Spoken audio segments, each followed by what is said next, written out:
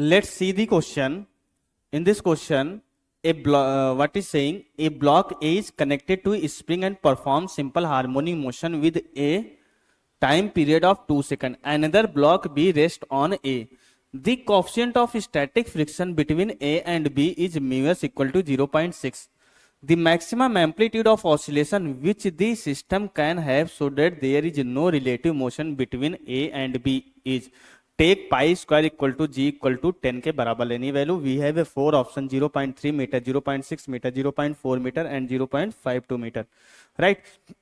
तो बेसिकली इस particular question में हमें क्या सिस्टम गिवन है. यहाँ पे एक स्प्रिंग है जहां पे दो हमारे पर्टिकुलर ऑब्जेक्ट्स हैं. एक हमारा ए है, बी है. ये वाली सरफेस हमारी डायग्राम में इंडिकेट है कि हमारा स्मूथ है और यहाँ पे हमारा क्या है 0.6 का हमारा कोएफिशिएंट ऑफ फ्रिक्शन फोर्स है. तो हमें बताना है अगर ये यहाँ पे ये सिस्टम हमारा इस तरीके से ऑसिलेट हो रहा है तो मैक्सिमम एम्पलीट्यूड कितना हो सकता है जिससे ए और बी के बीच कोई भी रिलेटिव मोशन ना हो. राइट. तो अब देखो यहाँ पे अगर इस स्प्रिंग को हटा दिया जाए, अगर आप ध्यान से अगर इस स्प्रिंग को हटा दिया जाए इस तरीके से, तो क्या ये वही कंडीशन नहीं है जो फ्रिक्शन में हम जो है ब्लॉक ओवर ब्लॉक प्रॉब्लम करते थे और दोनों को साथ साथ चलने के लिए हम मैक्सिमम एक्सेलरेशन निकालते थे. अगर आप स्प्रिंग को हटा दो तो क्या ये वही प्रॉब्लम्स नहीं है कि अगर एक ब्लॉक के ऊपर एक ब्लॉक रखा हुआ है तो मैक्सिमम एक्सेलरेशन कितना होना चाहिए सिस्टम का जिससे कि दोनों के दोनों क्या चले, साथ साथ चले. तो ये तो कंसेप्ट आपको पता होना चाहिए इस पर्टिकुलर क्वेश्चन को करने के लिए. ये तो बाद में आएगा, पहले तो ये पता होना चाहिए. तो इस पर्टिकुलर क्वेश्चन में हमें क्या करना है, वही कंसेप्ट यूज करना है. कौन सा, फ्रिक्शन का जो है block over block problem.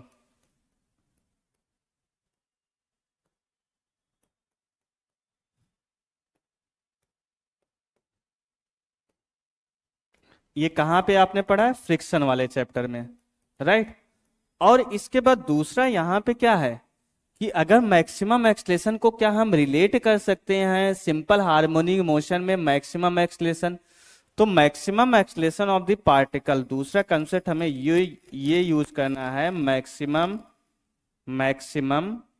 Acceleration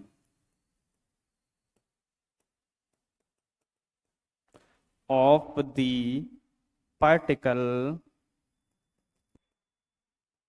performing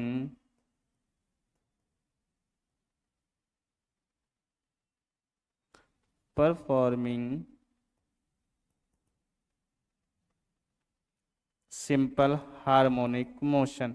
और हमें पता है मैक्सिमम एक्सेलरेशन का एक्सप्रेशन हमारा क्या होता है, ओमेगा स्क्वायर इंटू ए के बराबर होता है. यहीं से हमें एम्पलीट्यूड पता चल जाएगा और इस क्वेश्चन हमें मैक्सिमम एम्पलीट्यूड ही बताना है मैक्सिमम, जिससे कि ये दोनों ब्लॉक सिंपल हार्मोनिक मोशन कर सके. तो ये कंसेप्ट यूज करके हम क्या करेंगे, मैक्सिमम एक्सेलरेशन निकालेंगे एंड देन हम क्या करेंगे, ये कंसेप्ट यूज करके हम मैक्सिमम एक्सेलरेशन निकालेंगे. देन हम क्या करेंगे, मैक्सिमम एक्सेलरेशन को यहां पे पुट करेंगे. और अगर हम यहां पे देखें तो अगर टाइम पीरियड अगर नहीं गिवन होगा, टाइम पीरियड ऑलरेडी गिवन है, अगर टाइम पीरियड हमें गिवन है तो हम आसानी से ओमेगा की वैल्यू निकाल सकते हैं. टाइम पीरियड गिवन है तो हम आसानी से ओमेगा एंगुलर फ्रीक्वेंसी की वैल्यू निकाल सकते हैं. तो अब ठीक है, क्वेश्चन को हम स्टार्ट करते हैं. सबसे पहले हम मैक्सिमम एक्सेलरेशन निकालते हैं. अब आपको क्लियर हो गया कि मैक्सिमम एक्सेलरेशन क्यों निकालना है, क्योंकि मैक्सिमम एक्सेलरेशन आएगा, एम्पलीट्यूड आसानी से निकाल सकते हैं, टाइम पीरियड गिवन है तो ओमेगा हम आसानी से निकाल सकते हैं. तो मैक्सिमम एक्सेलरेशन के लिए हम ब्लॉक ओवर ब्लॉक प्रॉब्लम का कंसेप्ट यूज करते हैं. जब भी ब्लॉक ओवर ब्लॉक प्रॉब्लम का कंसेप्ट हम यूज करते हैं तो हमेशा हम क्या ध्यान रखते हैं कि सबसे पहले यहाँ पे हम 2-3 स्टेप्स को फॉलो करते हैं. मैक्सिमम एक्सेलरेशन निकालने के लिए सबसे पहले हम उस ब्लॉक को कंसीडर करते हैं जिसपे सिर्फ और सिर्फ फ्रिक्शन फोर्स लग रहा हो. क्योंकि अगर फ्रिक्शन फोर्स वाले ब्लॉक को अगर हम कंसीडर करेंगे, क्योंकि नीचे तो यहाँ पे क्या लगेगा, स्प्रिंग फोर्स भी लगेगा, ऊपर वाले पे सिर्फ और सिर्फ क्या लगेगा, फ्रिक्शन फोर्स लगेगा. और हम ऐसा क्यों करना चाह रहे हैं, क्योंकि हम एक मैक्सिमम वैल्यू डिफाइन करना चाह रहे हैं. अगर हम एक मैक्सिमम वैल्यू डिफाइन करना चाह रहे हैं तो हमें एक मैक्सिमम लिमिट पता होनी चाहिए और हमें फ्रिक्शन की मैक्सिमम वैल्यू पता होती है. तो मतलब जो बी ब्लॉक पे मैक्सिमम फोर्स अप्लाई हो सकता है हम आसानी से बता सकते हैं, जो कि maximum value of the friction force के बराबर होगी. अगर बी पे जो available of the maximum force हमें पता है तो हम आसानी से बी का मैक्सिमम एक्सेलरेशन बता सकते हैं. उससे ज्यादा इसका एक्सेलरेशन किसी भी कंडीशन में पॉसिबल नहीं हो सकता है. तो इसलिए हम बी ब्लॉक का हम क्या करेंगे, मैक्सिमम एक्सलेशन निकालने के लिए इस पे लगने वाले मैक्सिमम फ्रिक्शन फोर्स की वैल्यू निकालेंगे। तो हमारा पहला स्टेप्स इस टाइप के क्वेश्चन में यही होता है कि हम पर्टिकुलर उस क्वेश्चन उस ब्लॉक को पकड़ते हैं जिसपे सिर्फ और सिर्फ फ्रिक्शन फोर्स लग रहा हो, वहां से maximum value of the friction force निकालते हैं। तो अब अगर बी ब्लॉक पे जो है अगर हम maximum value of the friction force consider करेंगे तो क्या आ जाएगा हमारा म्यू इनटू एन। तो यहाँ पे नॉर्मल फोर्स, इसका मास हमें गिवन नहीं है तो हम यहाँ पे इसका मास हम कंसीडर कर लेते हैं।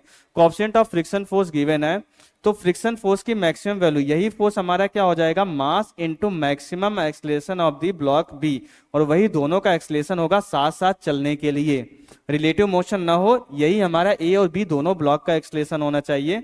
ये 0.6 इंटू एम इंटू जी, तो एम से कैंसिल आउट हो जाएगा, तो यहाँ पे maximum acceleration of the system will be, g की वैल्यू 10 रखने के बाद हमारा क्या आ जाएगा 6 मीटर पर सेकंड स्क्वायर। अब अगर मैक्सिमम एक्सलेशन आ गया तो अब हमें क्या करना है, ओमेगा की वैल्यू निकालनी है। तो टाइम पीरियड हमें कितना गिवन है, 2 सेकंड गिवन है। तो टाइम पीरियड हमें कितना गिवन है, 2 सेकंड गिवन है। तो टाइम पीरियड को हम क्या लिख सकते हैं, 2 pi divided by omega equal to 2। तो ओमेगा की वैल्यू हमारी कितनी आ जाएगी, पाई के बराबर आ जाएगी। और हमें पता है मैक्सिमम एक्सलेशन हमारा कितना आया, 6 मीटर पर सेकंड स्क्वायर के बराबर आया है। तो मैक्सिमम एक्सलेशन क्या हो जाएगा हमारा, ओमेगा स्क्वायर इंटू ए के बराबर हो जाएगा, जो कि 6 है। ओमेगा स्क्वायर ओमेगा पाई है, तो ए हमारा क्या हो जाएगा 6 डिवाइडेड बाई पाई स्क्वायर, और पाई स्क्वायर की वैल्यू क्लियरली मेंशन है, आप 10 ले सकते हो। 9 पॉइंट समथिंग आती है, 10 के काफी करीब आती है, 10 के काफी क्लोज्ड वैल्यू आती है। तो ए को हम क्या करेंगे, यहाँ पे 10 लेने के बाद ये कितना आ जाएगा, 0.6 मीटर के बराबर आ जाएगा। तो यही हमारा क्या हो जाएगा, एम्पलीट्यूड हो जाएगा इस पर्टिकुलर क्वेश्चन के लिए, यही हमारा क्या हो जाएगा, करेक्ट आंसर हो जाएगा, राइट।